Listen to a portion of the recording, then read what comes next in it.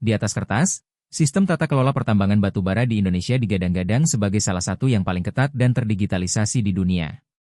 Kita punya deretan aplikasi canggih dari Kementerian ESDM untuk memantau setiap ton batubara yang keluar dari perut bumi.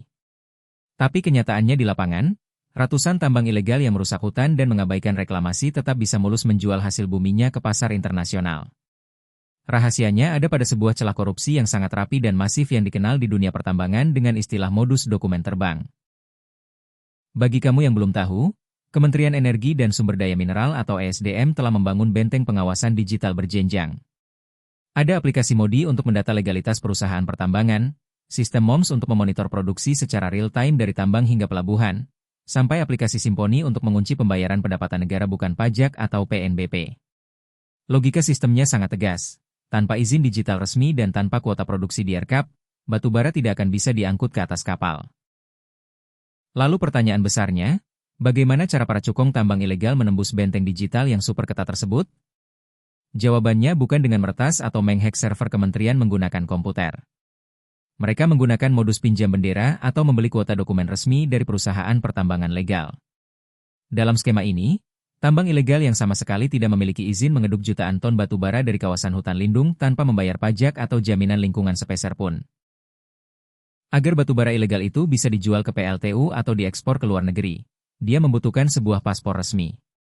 Paspor pertambangan itu bernama SKAB atau Surat Keterangan Asal Barang, yang kemudian dipadukan dengan LHV atau Laporan Hasil Verifikasi dari Surveyor Resmi Negara. Surat inilah yang membuktikan bahwa batubara yang berada di atas truk atau tongkang berasal dari tambang legal yang memenuhi standar hukum dan kuota resmi yang disetujui pemerintah.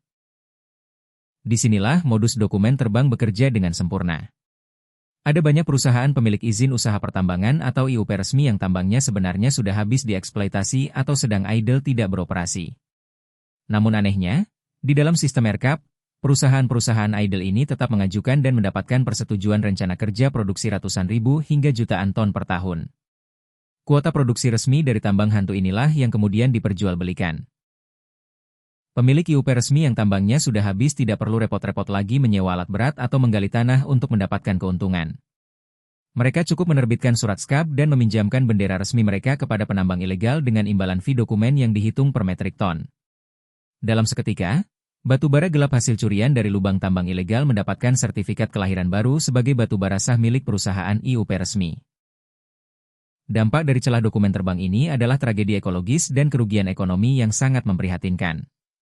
Karena beroperasi tanpa izin resmi, tambang-tambang ilegal ini meninggalkan ribuan lubang raksasa beracun tanpa pernah menyetor dana jaminan reklamasi atau jamrek kepada negara. Ketika banjir lumpur menerjang desa-desa di sekitarnya atau ketika air tanah warga tercemar limbah asam tambang, pemilik bendera legal tinggal angkat tangan sementara cukong ilegalnya sudah lenyap membawa keuntungan. Banyak ahli teknologi bertanya mengapa algoritma di dalam aplikasi MOMS dan Simponi tidak bisa mendeteksi bahwa batubara yang dikirim berasal dari koordinat tambang yang salah. Jawabannya adalah karena sistem digital hanya memvalidasi angka dan data input yang dimasukkan ke dalam layar, bukan memverifikasi asal-usul fisik batu secara langsung di tengah hutan rubah. Selama nomor dokumennya valid dan kuota di ERCAP masih mencukupi, sistem komputer akan langsung memberi lampu hijau. Inilah titik buta terbesar atau blind spot dari seluruh ekosistem pengawasan digital pertambangan kita. Seketat apapun server atau blockchain diciptakan, keamanannya akan langsung runtuh jika integritas manusia yang bertugas memverifikasi dokumen di pelabuhan muat bisa dibeli. Ketika surveyor lapangan atau oknum pengawas menutup mata terhadap ketidaksesuaian asal barang, maka aplikasi digital termutakhir sekalipun hanya berfungsi sebagai stempel legalisasi kejahatan. Skandal pinjam bendera dan dokumen terbang ini bukan lagi sekadar rahasia umum di lingkar tambang, melainkan telah menjadi mesin pembocor penerimaan negara berskala raksasa.